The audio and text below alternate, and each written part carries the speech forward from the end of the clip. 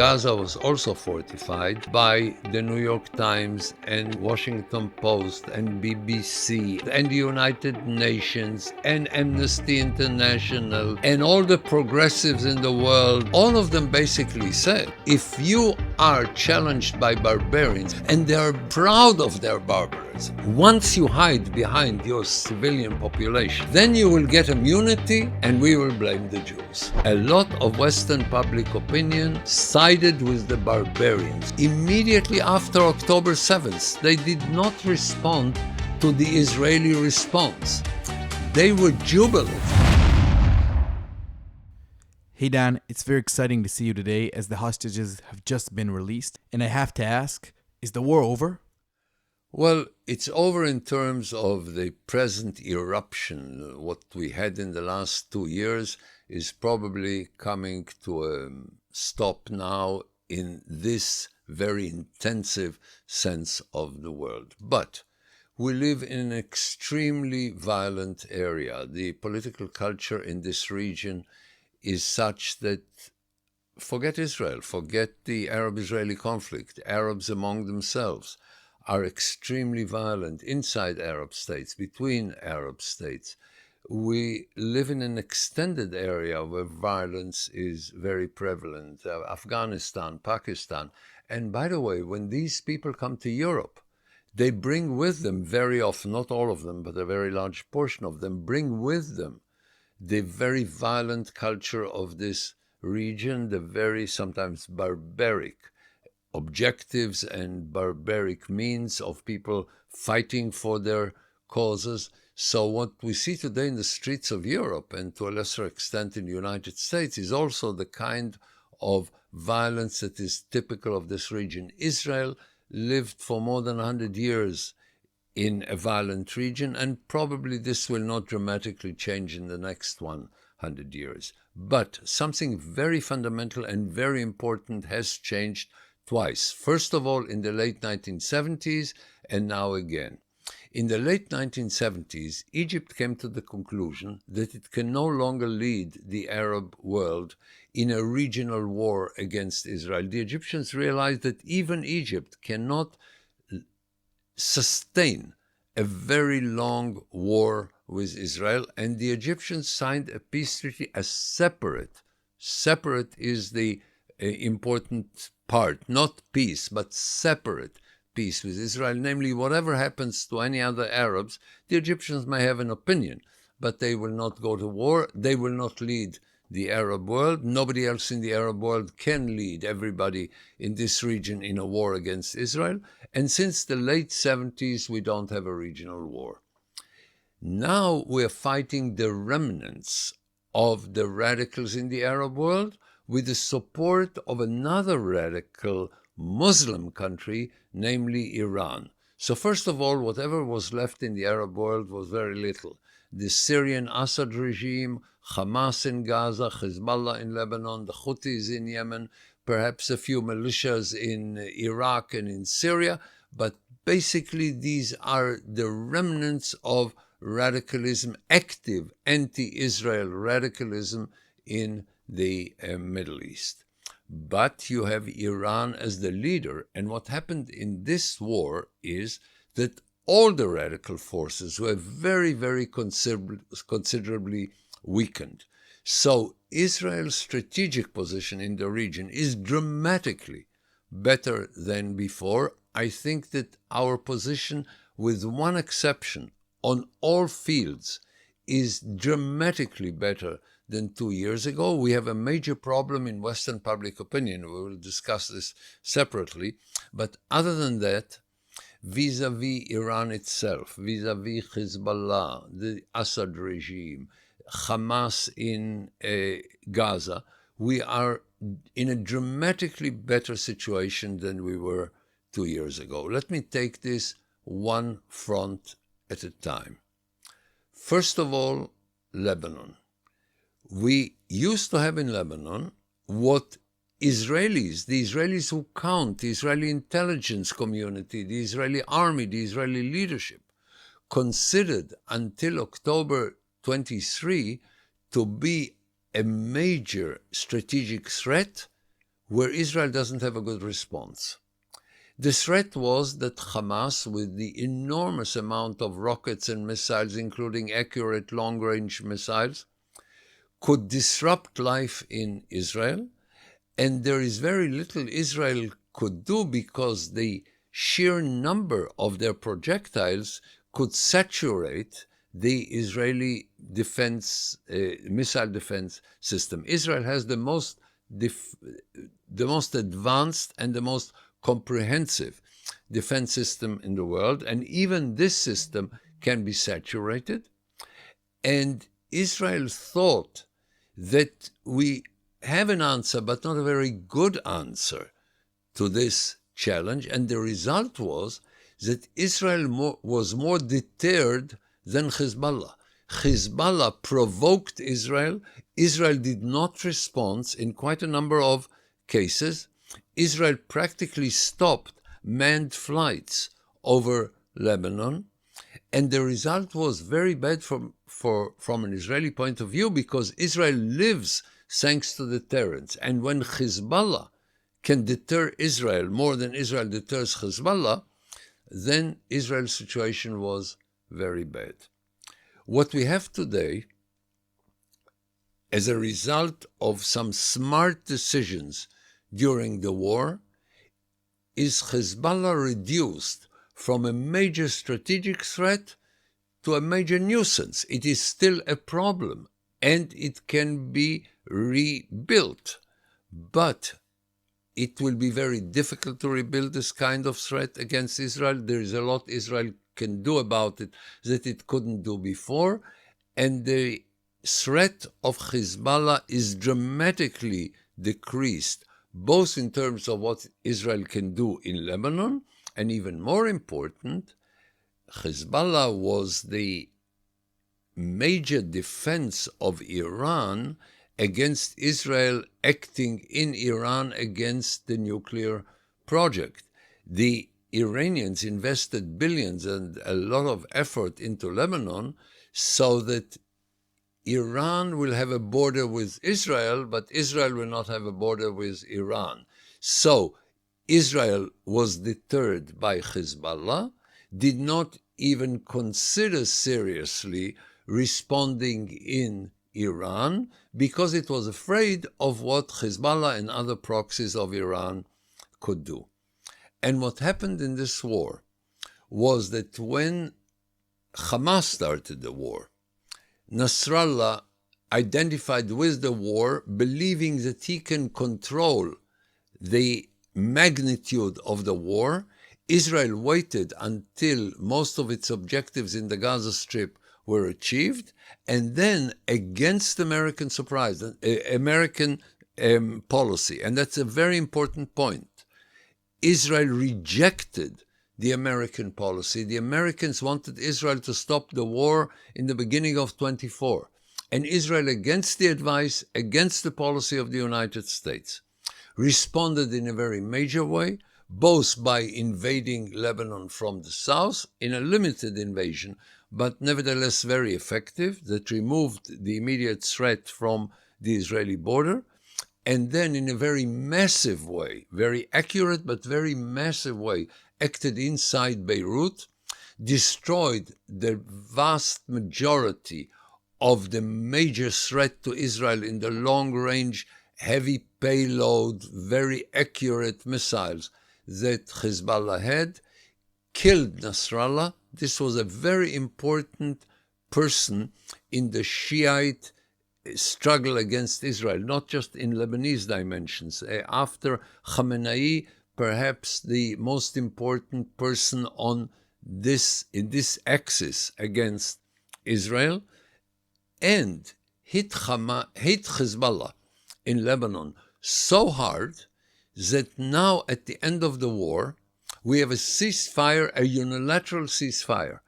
Israel acts every day in Lebanon. We've had hundreds of terrorists killed, more than 300 terrorists killed since November 24, since the ceasefire.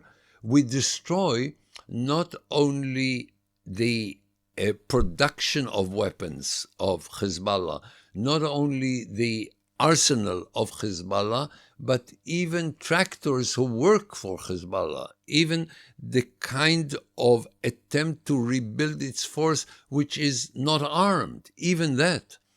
And systematically, we kill them and destroy their capabilities and make it very difficult for them to rebuild their threat vis-a-vis Israel in Lebanon. And they don't fire a shot against Israel because of two things that we have in Lebanon and unfortunately we don't have in Gaza. First of all, Beirut. If you will hit us anywhere, we will respond, including in Beirut, and you can't afford this. And second, thanks to Israel, first of all, the Assad regime collapsed and therefore support from Syria is not available. But more important than that, Israel was so successful and the American support so massive that the Lebanese themselves are considering for the first time seriously the possibility of reestablishing their sovereignty all over Lebanon. The Lebanese have lost their sovereignty in Lebanon since the late 1960s when the PLO came to Lebanon from Jordan. And actually, Lebanon did not act as a sovereign state for decades. And now, thanks to the achievements of Israel, Lebanon is rebuilding. The Lebanese army is taking back the sovereignty of Lebanon. The government in Beirut can assert its sovereignty. We have a president who has the courage and the political will and the ability, thanks to Israel, to reestablish the Lebanese sovereignty. By the way, here is an interesting paradox. Israel makes war against the country in favor of this country. The best thing that ever happened to Lebanon in recent decades was the Israeli war and the fact that Israel hit inside Beirut so that the Lebanese government can reestablish its sovereignty against the barbarians of first the PLO and now the barbarians of Hezbollah, and against Iran because Israel weakened the entire axis. So an Israeli war against an Arab capital, hundreds of tons of Israel inside the Beirut, is the best thing that happened to Lebanon in a very long period of time. Now, let's be realistic. Is the threat of Hezbollah over? No. Will they try? Are they trying to rebuild it? Yes. If we don't constantly maintain our achievement, they will reestablish themselves in Lebanon. Israel must be very violent in Lebanon so that Hezbollah does not do it. So if anybody speaks about peace, the only way Lebanon can reestablish itself is if Israel will be very violent in Lebanon against Hezbollah and any other set of terrorists that may emerge there. So for people who say, Israel, stop being violent outside your own borders, they're basically saying, plunge Lebanon into a civil war, plunge the region into a continued war. Israel must police the radical elements on its borders, otherwise major wars erupt. So our situation in Lebanon is dramatically better than before, better than 2 years ago. For the first time, the trajectory in Lebanon is positive, but without major violent Israeli maintenance, this will collapse. So that's number one, the first front. Second front, relatively easy to discuss, is Syria.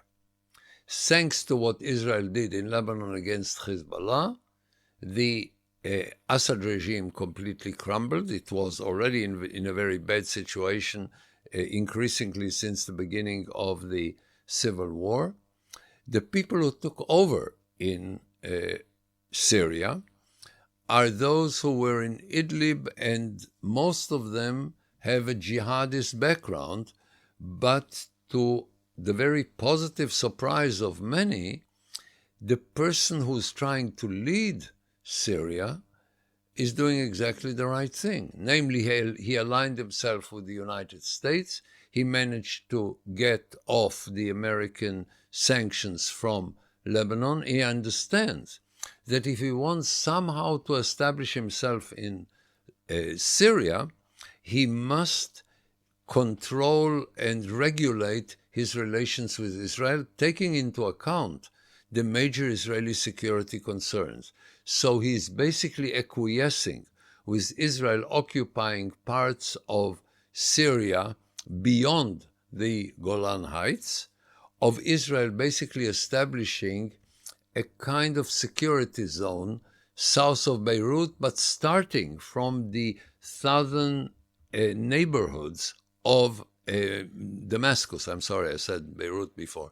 The southern neighborhoods of Damascus, establishing good relations and even assistance to the Druze in the south, preventing Iranian militias or jihadi militias that are not associated with Iran, people who are associated with what used to be ISIS in the region, and regulating the relations with Israel in agreement with Israel. So from an Israeli point of view, do we know if he's a jihadi in disguise? We don't. Could he be? Yes. But if for years this regulation will work and he will continue to work with Israel rather than against Israel violently, then it can develop into something positive that will not only improve the relations with Israel, but also improve the chances of Syria rebuilding itself. And again, here is again a paradox. Israel occupied additional parts of Syria. Israel destroyed in a massive set of Air Force actions inside Syria the entire arsenal that the Assad family accumulated in decades. I mean, ships, aircrafts, armor, airfields. Israel devastated a lot of the Syrian military capability, and the result is better stability in Syria. In other words, he can establish himself as Shara in Syria, and if he continues to do it without confrontation with Israel, it can not only be very good for Israel, it can be very good for Syria and for the relations between Syria and the United States. The immediate threat in Syria is the establishment of Erdogan's Turkey in Syria. Erdogan is a very hostile, active enemy of Israel. He is not active militarily, but in any other field, he is a very dangerous enemy. And if Turkey establishes itself in Syria in a massive way, including militarily, for instance, arming the Syrian army with the products of the Turkish military industry, which is not bad, and building the capability of the new regime in Syria to fight one day against Israel, Israel will have to do something about it. This is a major danger. Turkey is a danger wherever Turkey is. In Syria, in Gaza, in Jerusalem, Erdogan's Turkey is extremely hostile and dangerous. But at the moment, if we look at what seems to be developing in Syria for the next few years, I think again the trajectory is very positive. Another important front in this war is the West Bank. And people don't realize what happened there. On the one hand, Israel was extremely strict and extremely firm with fighting against the terrorists in the refugee camps in the West Bank. Israel killed more than 1,000 terrorists in the West Bank in the last 2 years and devastated at least 2 refugee camps in Jenin and in Tubas. But what you have in the West Bank is that the millions of ordinary Palestinians who were not involved in terrorism could lead a reasonable life. You don't have a confrontation with the majority of the population. These people, usually somewhat older than 15 or 20, remember what happened at the end of the Second Intifada. They don't want to pay the enormous cost of the terrorist war that the Palestinians launched against Israel in 2002, 2004. So the achievement is crushing the terrorists, the minority, the small minority of terrorists, while allowing most people in the West Bank to continue in their lives. Now, do they have serious economic problems, among other things, because Israel does not allow anymore and shouldn't allow Palestinian workers to come into Israel proper? Yes, but was it contained for 2 years, and can it be contained in the near future? Yes, because of the distinction between the terrorists who pay a very high price and the overwhelming majority of the population who are not involved. Let's take another front, the Houthis in Yemen. These people are relentless, and even though Israel is hitting them hard, I don't see them abandoning the battlefront. And more important than what they do against Israel, they continue to send to Israel ballistic missiles and drones, and from time to time they have a marginal, negligible success with these two. But the greatest damage is practically destroying international trade in the Red Sea, causing enormous damage to Egypt. It was estimated that $9 billion is what the Egyptians lost in revenues from the Suez Canal. Egypt is a very large country that finds it very difficult, very large in population, more than 110 million people. And it's almost impossible for Egypt to feed these 110 million people. And the Houthis are destroying whatever the Egyptians have in revenues in hard currency. So this is a major disruption of something like 10-15% of world trade by barbarians who sit there and don't care. And don't care if their people are hungry, and don't care if their people are suffering. These are barbarians that need to be destroyed by a combination of the Saudis, the UAE, the Yemeni government, the Egyptians. It should be a project of the Arab world.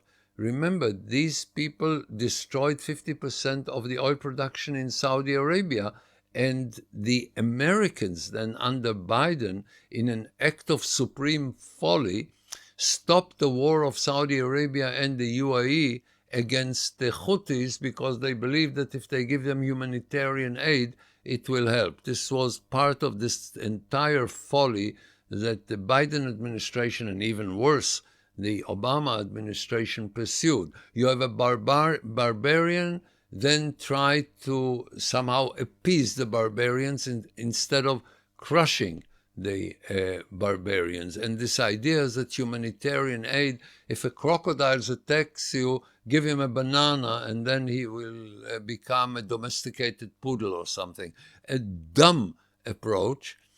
But here a combination of everybody that is hurt by the Houthis, the Americans, the Israelis, the Egyptians, the legitimate government in Yemen, the UAE, Saudi Arabia, should come up with a way to root out this danger, again, not only to the region, but with a very negative impact on world trade.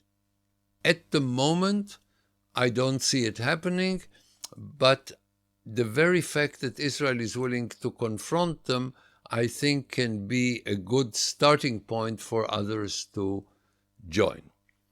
Let me now come to the most important. I will deal with Gaza, that is the most complicated, but the most important enemy of Israel is, of course, Iran. And what Israel did in Iran is nothing short of an unbelievable surprise. The very fact that Israel can act more than 2,000 kilometers away from Israel was an unbelievable achievement from the Israeli point of view. Actually, only the United States has a global strategic air force. But the Israeli Air Force acted as if it is a strategic air force. Again, 2,000 and more, in some cases 2,300 kilometers away from Israel. It was made possible by the destruction of the Hezbollah, by the collapse of the Assad regime. So the way to Iran was open over Lebanon, Syria, Iraq, into Tehran. Israel controlled the skies of Tehran for 12 days. This is an unbelievable achievement. In a cooperation between Israel and the United States, Israel prepared the way by giving the United States an open access to Tehran and to Fordow and to the nuclear installations elsewhere in Iran. Maybe the Americans could have done it also, of penetrating there also without the Israeli action, but the depths of the damage could not have been half of what it became if it were not a combination of what the Israelis can do everywhere else and what the Americans can do uniquely, and only the Americans can do. And the very fact that the United States came in on the foot of the Israeli action, and even the very easy way that the Americans made it possible for Israel to terminate the war by saying, now is enough. And this was a very good point where Israel could stop the war in Iran. Sometimes it's a problem to stop the war. You always want a little more, but I think it was perfect. And what is the impact? We have seen the Iranians being as stupid as some Arab regimes over the years, namely taking action that they would have been wiser not to take. Both the ballistic attacks on Israel from Iran were stupid from an Iranian point of view, because it exposed not only the Iranian vulnerability, but also the very serious limitations of what Iran can do. Iran will have to build its deterrence again. It will take time. They will try it, but it will take time. And they expose the fact that even when they use everything they have, the damage to Israel is marginal, not negligible, but marginal. Does it mean that the Iranians can never build something that can do more damage to Israel? No, they can and they will try. And it's Israel's business to stop it, to prevent it. But the very fact that they were accumulating so much and achieving so little, and having the entire prestige of their deterrence shattered, because two things were exposed. A, when they use everything they can only do marginal damage that Israel can easily live with. And second, their extreme vulnerability. I mean, the very fact that Israel could act against the most hardened parts in Iran, including over Tehran, with excellent intelligence, killing their scientists, killing their leaders, killing anybody that Israel wanted to kill in Tehran, and having the freedom of military action over the skies in Tehran for 12 days. It reduced Iran from a first-rate regional power to a third-rate regional power. Everybody understands now, yes, Iran is a serious threat, but by far not as serious as we as we expected. Now remember, Israel did not hit the most vulnerable parts of Iran, and we could, and we still can. I'm speaking about the entire oil production, oil industry, oil delivery, refineries. They have a very, very serious problem with water, electricity. Iran is extremely vulnerable, and this is not something that you can fix in 2 or 3 years. This is something that hardening Iran is extremely difficult and will take a very, very, very long period of time. So exposing both the vulnerability and the limitations reduced Iran to a not a negligible or marginal force, of course, but again, from a first-rate regional power to a third-rate regional power. Actually, Israel demonstrated in Iran that by far Israel is the most important regional power in the Middle East, because we not only have military superiority, intelligence superiority, technological superiority, and a reasonably good economic basis, but we can also have the political freedom of maneuvering between different countries in the Middle East. Don't be misled by the official distancing of Arab states from Israel. They need Israel much, much more than before. They not only have to acquiesce in the existence of Israel, Israel is actually the worst enemy of their worst enemies. And Israel is the only country that is both strong enough and determined enough to do something about it. In the United States, which is of course by far more important than Israel, you may have a president like Obama with a terrible damage to America's position in the world in general and in the Middle East in particular, or somebody like Biden, who was not as bad as Obama, but also very, very problematic policies and major mistakes in the region, alongside some good policies in the beginning of the war by supporting Israel in the initial stages of the war.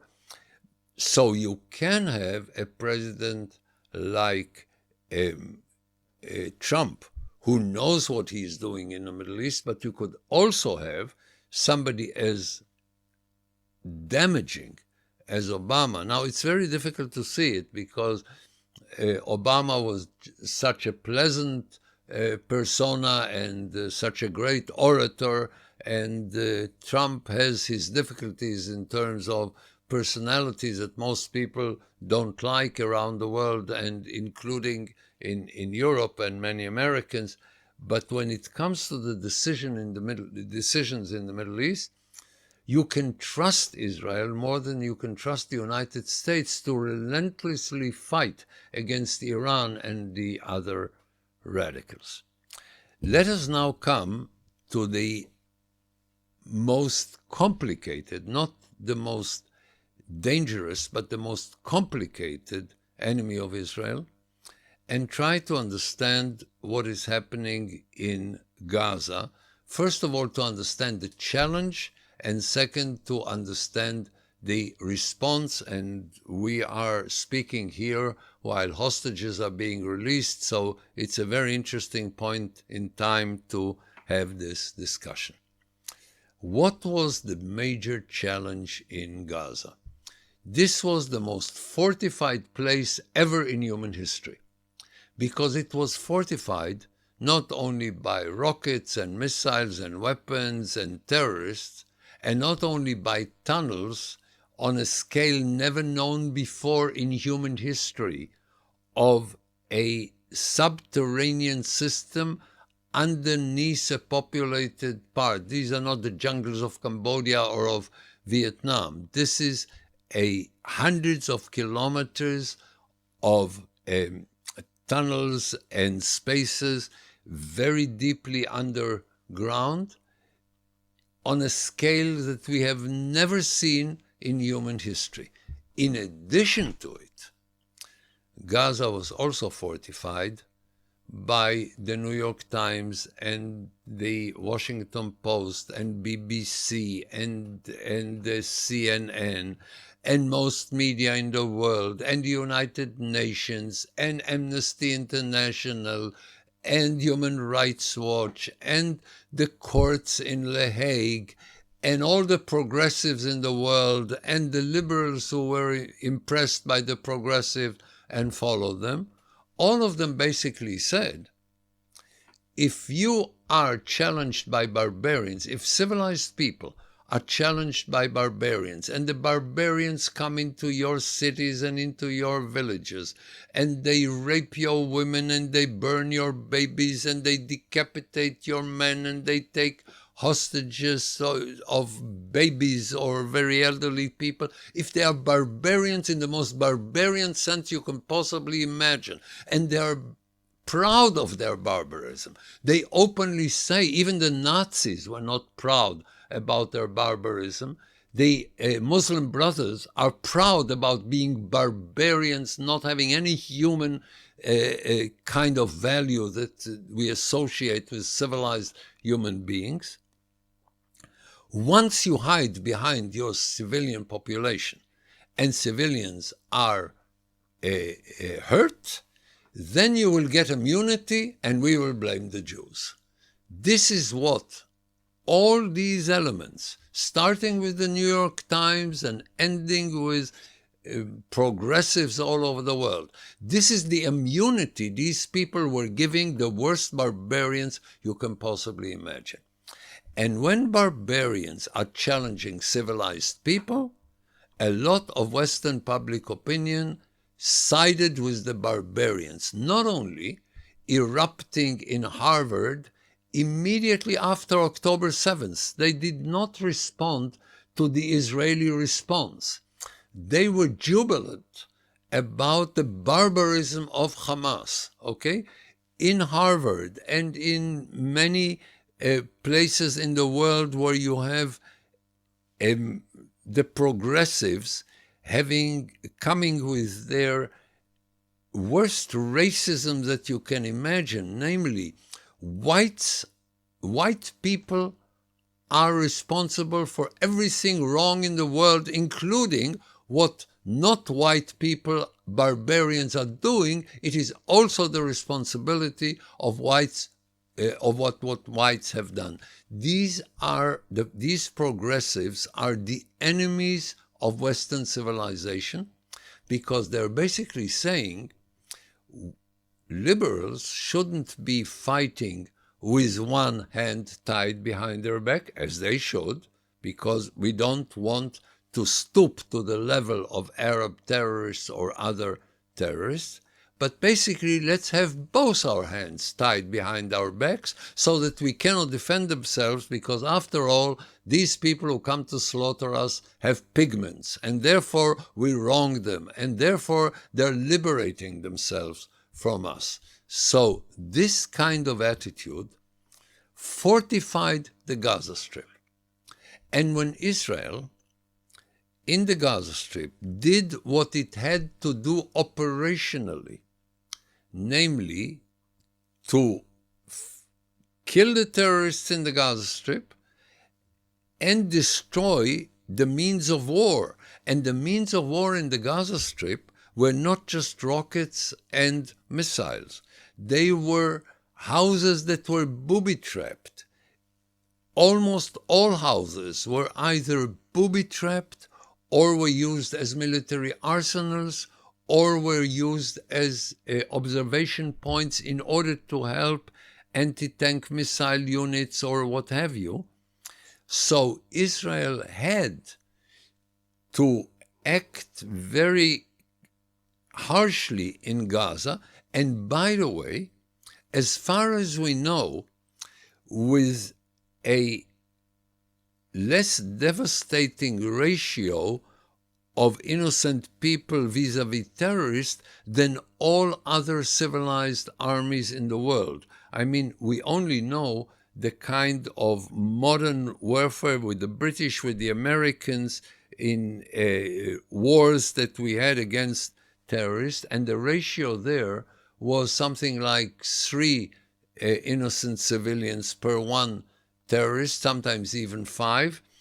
It seems, we don't have any definite number, but it seems that with Israel it is 1.5 innocent civilian that came in harm's way as a result of the need to kill the terrorists, because Israel killed tens of thousands of terrorists in Gaza. And a lot of the numbers, even if the numbers of Hamas are true, everybody uses the Hamas numbers because they fabricate numbers. And people are, impressed by numbers, even if they're fabricated for propaganda purposes. But even if these numbers are true, remember, not only a very large part of them, probably about half, are terrorists, but also about 20% of the missiles and rockets that Hamas fired from Gaza fell in Gaza and created a lot of civilian casualties. And these are now blamed on Israel.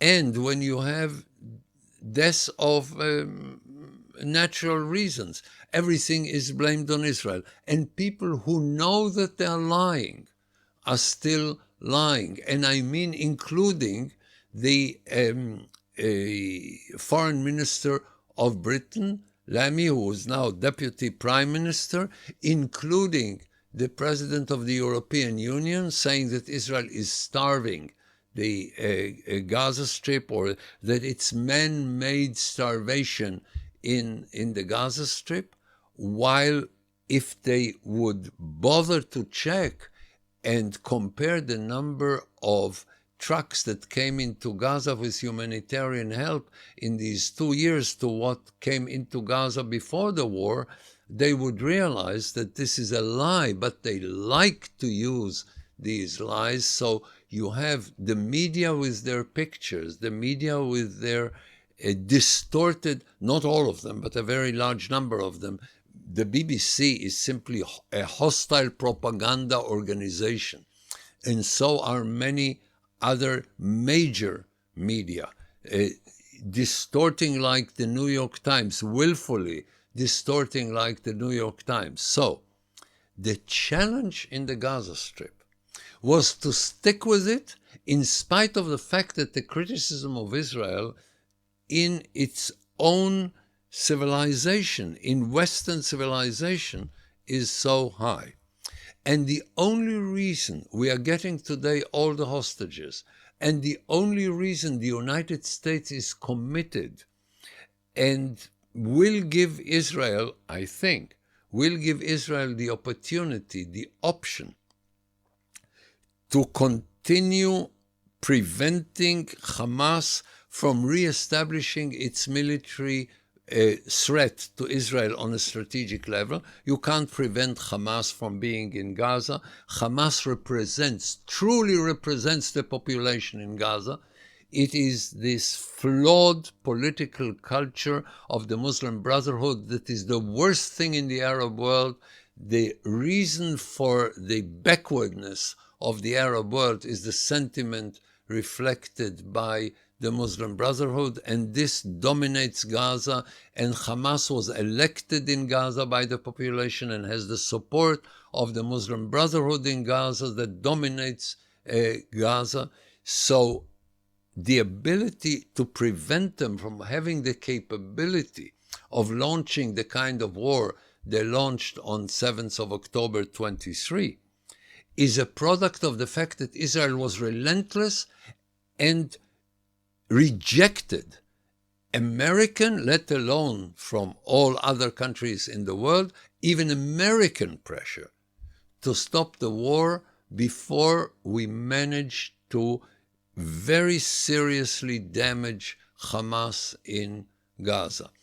And the fact that Israel succeeded in Gaza is a product of the fact that Israel realized that whereas going against these media that I mentioned and international organizations that I mentioned and so on. The cost is high, but the cost of listening to them is catastrophic.